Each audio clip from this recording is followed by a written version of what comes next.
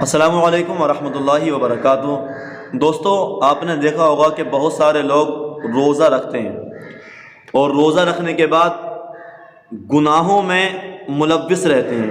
روزہ تو رکھ لیا، کچھ کھانا نہیں ہے، کچھ پینا نہیں ہے، لیکن روزہ رکھنے کے بعد جب باتیں چلتی ہیں تو کسی کی غیبت بھی ہو رہی ہے، کسی کے بارے میں غلط باتیں بھی ہو رہی ہیں، اور موبائلوں میں فلمیں بھی چل رہی ہیں، گناہ بھی ہو رہے ہیں۔ تو کیا اس طرح کا روزہ اللہ کی بارگاہ میں قبول ہو جائے گا ہمارا؟ کیا اس طرح کا روزہ ہمارا صحیح ہو جائے گا؟ روزہ رکھنے کا مطلب یہ عربی زبان میں روزے کو کہتے ہیں الصوم، اور صوم کا مطلب یہ ہے رک جانا۔ رک جانا صرف کھانا پینے سے ہی رکنا نہیں ہے، بلکہ سارے گناہوں کو چھوڑ دینا۔ سارے گناہوں کو چھوڑ دینا، اس کا نام روزہ ہے۔ دو عورتیں حضور صلی اللہ علیہ وسلم کے پاس آئیں اور کہیں بولیں کہ ہم روزے دار ہیں، ہم روزے سے ہیں۔ اللہ کے رسول علیہ السلام نے ارشاد فرمایا، قے کرنے کا حکم دیا انہیں۔ قے جب انہوں نے کیا تو ان کے اندر سے خون کے لوتھڑے نکلے۔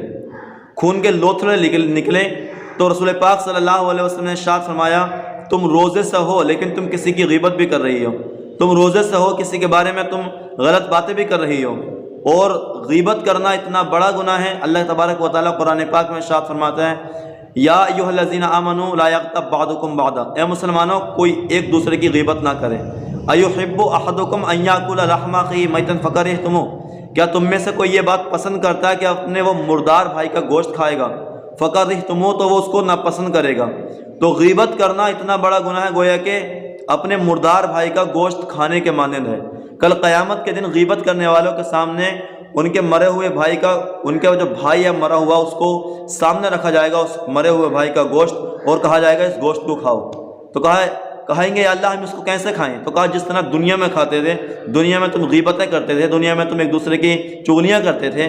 تو روزے کا مطلب یہ ہے صوم، اس کا معنی رک جانا، یعنی کہ سارے گناہوں کو چھوڑ دینا۔ ایسا نہیں ہو کہ موبائلوں کے اندر ہمارے فیس بک انسٹاگرام چل رہے ہیں، اس میں ریلس میں فلمیں بھی چل رہی ہیں، گانے بھی چل رہے ہیں، اور غیبتیں بھی چل رہی ہیں، تو اس طرح سے آپ کا روزہ درست نہیں ہوگا۔ تو روزے کا مطلب سارے گناہوں کو چھوڑ دینا، سارے گناہوں کو چھوڑیں۔ شیطان کو رمضان کے مہینے میں قید کر دیا جاتا ہے، وہ اس لیے تاکہ بندے اپنے نفس پر کنٹرول کریں، اور نفس پر جب کنٹرول کریں گے تو ان کے یہ عادی بن جائیں، اور جب عادت ایک چیز کی ایڈکشن جب ہو جاتی ہے تو نیکوکار بندے بن جائیں گے۔ تو اپنے آپ کو سارے گناہوں سے رمضان کے مہینے میں روکیں۔